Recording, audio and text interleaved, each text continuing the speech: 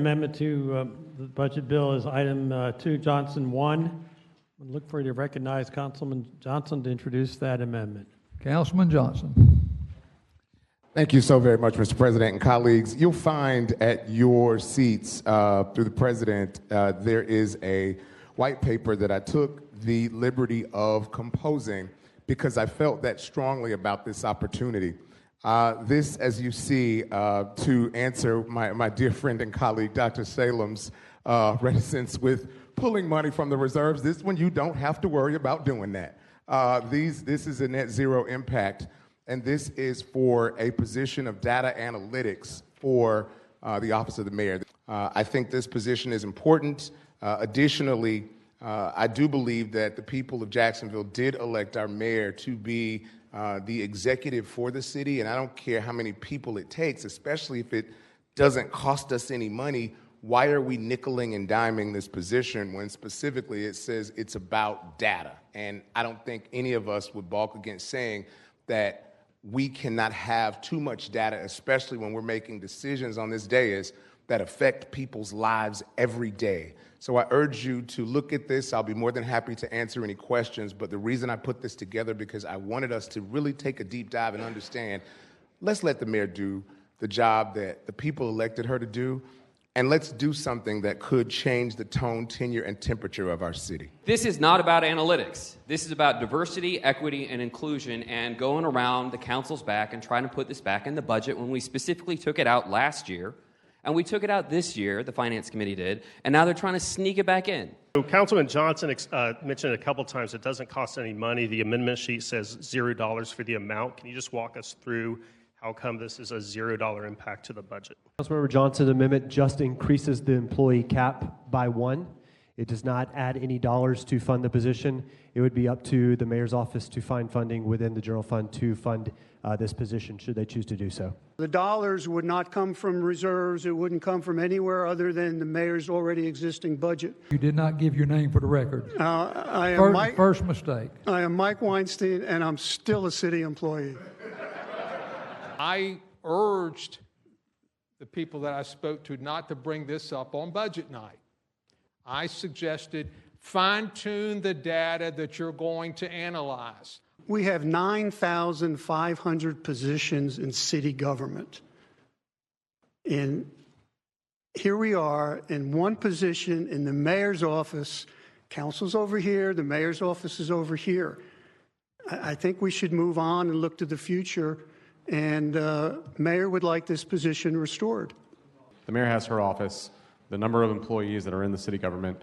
Like, why are we picking on just one individual, especially an individual who's a PhD, who specifically works in this kind of field? This is the beauty of democracy. I can disagree with my good friend Councilman Johnson here on this, and then we're about to vehemently agree on something we built together a little bit later in the agenda today. But this strikes me as disingenuous. I'm also not going to support the amendment. Of course, I support my brother, Dr. Johnson, anytime that I can. So you know it's not personal, my brother. But disingenuous was a word that Councilman Howland said. I just don't like the way this happened. So you already explained it pretty well. But if you wanted a data and analysis person, that should have came forth in the budget. Should have found a way around or putting it in there if it was that important. But it just seems like a reaction to not getting your way. Let's move this city forward, take a look at best practices in other communities, and make this thing happen. So I do support this, and I'm going to count on the administration to be successful in making this a proactive step as we go forward. The mayor do the job that she was elected to do, and that means having this position filled. And oh, by the way, what is wrong with diversity, inclusiveness, inclusion? What's wrong with that? There's nothing wrong with that. That's what we want for this city. We want everybody to be valued equally. I've never seen, and I'm just going to say this again, I've been on this council for 6 years. I've never seen that we take out a position before we really even get started. I mean, some of the tactics that we did in the Finance Committee, I was very disappointed.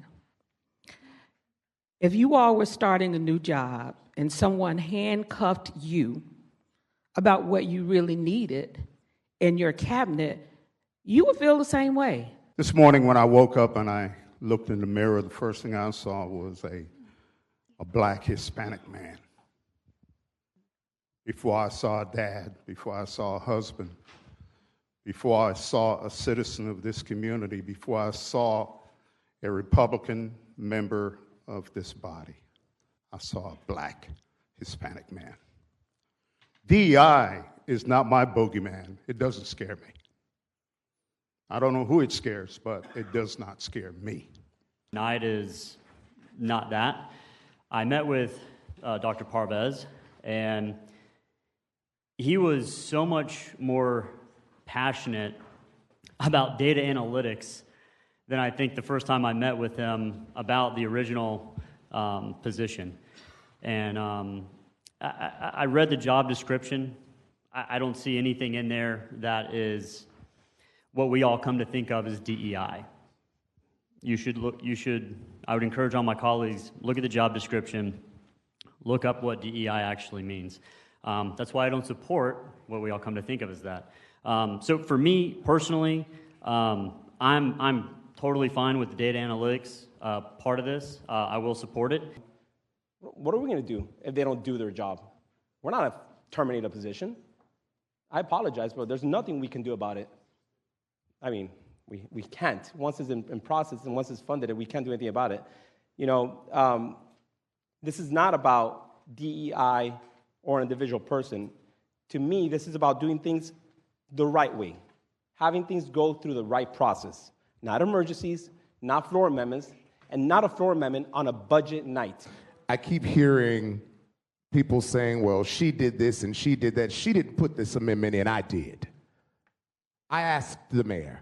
In fact, the mayor did not know, and it can be corroborated. She didn't know I put the amendment in. So I'm offended, colleagues, that you're telling me that somebody told me what to do. I have a vote just like every one of you on this dais.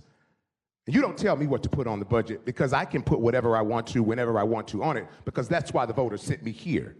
So what you're not going to do is tell me that I can't do it, because I will. So the mayor did not ask for this. I went to this because I believe in this position. On the council, we don't always agree. There's nobody I trust more than them ladies and men in white shirts back there. The second one is Mr. Weinstein. And I heard what he said. And I will be supporting this because I think it's the right thing to do. Thank you. All in favor of the amendment, raise your hand. Raise them high. The amendment passes.